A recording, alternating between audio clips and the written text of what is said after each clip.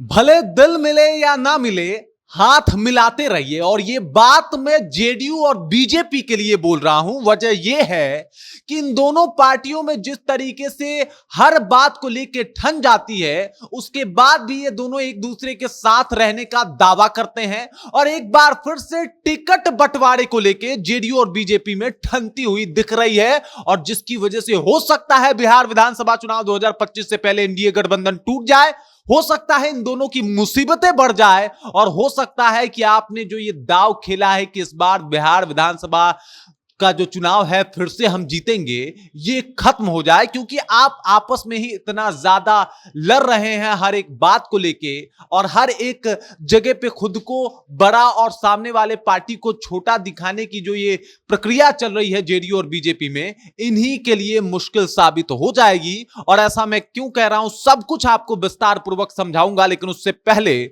मेरा परिचय जान लीजिए। मेरा नाम है रजत और आप जनता जंक्शन देख रहे हैं। कल एक पटना में जेडीयू मीटिंग करती है, जिसमें जेडीयू के प्रदेश अध्यक्ष उमेश कुशवाहा जो है ये मीटिंग को नेतृत्व कर रहे थे, लीड कर रहे थे इसका।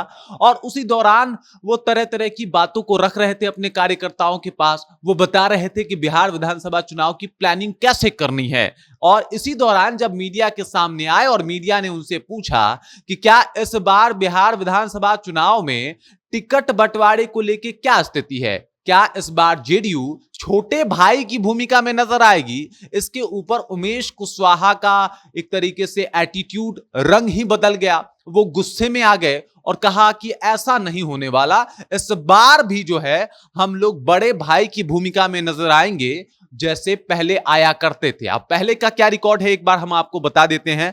पहले का रिकॉर्ड है कि 2005 में जब जेडीयू बीजेपी के साथ चुनाव लड़ी थी तो 139 सीटों के ऊपर जेडीयू चुनाव लड़ी थी, जबकि 102 सीटों के ऊपर बीजेपी चुनाव लड़ी थी। 2010 की बात की जाए तो 141 सीटों पर जेडीयू चुनाव लड़ी थी और 102 सीटों पर बीजेपी चुनाव लड़ी थी।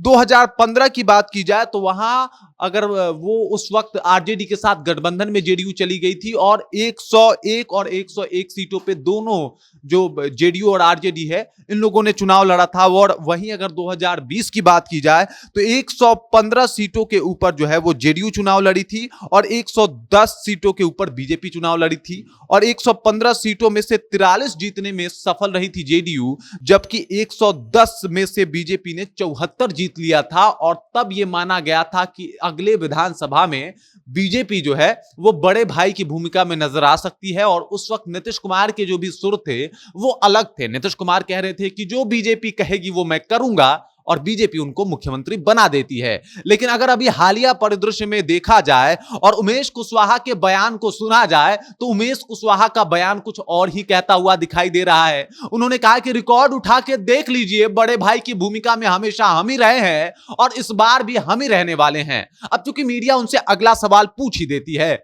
सवाल यह होता है कि आप 43 सीटें ही मात्र जीत पाए 2020 के विधानसभा चुनाव में, फिर आप ये किस बिहाफ पे कह रहे हैं कि आपको बड़े भाई की भूमिका में रहनी चाहिए। तो उन्होंने कहा कि नीतीश कुमार एक सबसे बड़ा वजह है, नीतीश कुमार का चेहरा है और इस वजह से हम जो है वो बड़े भाई की भूमिका में नजर आएंगे। अब नीतीश कुमार, तो ये उमेश कुशवाहा ने बता दिया कि नीतीश कुमार रीजन है। अब रीजन क्या है समझ जाइए, रीजन है लोकसभा चुनाव 2024 और उसमें 12 सीट जेडीयू के खाते में चले आना।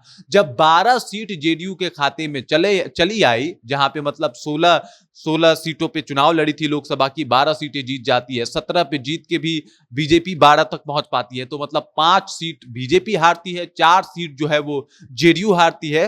तो जेडीयू ने कहा कि मेरा प्रदर्शन जो है वो अच्छा रहा, मतलब बीजेपी से प्रदर्शन मेरा अच्छा है और इस वजह से जो है हम लोग बड़े पार्टी के भूमिका में नजर आ रहे हैं। अगर औसत की बात की जाए और उसके हिसाब से यानी लोकसभा चुनाव के हिसाब से विधानसभा की सीटें देखी जाए तो उसमें निस्संदेह जेडीयू जो है वो आगे आती हुई दिखाई दे रही है बीजेपी से, और बीजेपी से ज्यादा सीटें जो है उनके कब्जे में है। और इसी बात को बहुत अच्छे से उमेश कुशवाहा समझ रहे हैं और इसी वजह से उन्होंने कह दिया कि चाहे कुछ भी हो, बड़े भाई के भूमिका में तो नजर हम ही आएंगे और एक बार फिर से बीजेपी को सीधे सीधे तौर पे आंख दिखा दिया। अब सोचने वाली बात यह है कि चाहे बड़े भाई की भूमिका में आप नजर आए, चाहे बीजेपी नजर आए, लेकिन जिस तरीके से आपके अभी बयान नजर आ रहे हैं, इससे गठबंधन में खटपट होने के आसार ज्यादा बढ़ते हुए नजर आ रहे हैं और इसकी वजह से गठबंधन टूट भी सकती है। अरे आप हर बार किसी को नीचे दिखा के, इससे पहले जेडीयू ने दावा कर दिया था कि भाई 0 सीट आता अगर हम नहीं होते तो लोकसभा में। अब इस तरीके के दावे करेंगे आप तो भाई कब तक बीजेपी भी कोई एक्शन ले सकती है और हो सकता है कि ये गठबंधन टूट जाए। हो सकता है कि जिस तरीके का सुर अभी जेडीयू ने अपनाया है, इसकी वजह से समस्या जेडीयू और बीजेपी को हो जाए। बाकी इस खबर को लेकर, इस जानकारी को लेकर, इस बातचीत को लेकर आप क्या सोचते हैं? आपके जहन में क्या कुछ चल रहा है? कृपया कमेंट कीजिए और अपना विचार हम तक पहुंचा दीजिए। बाकी आप देख रहे हैं जनता जंक्शन और मेरा नाम रजत है।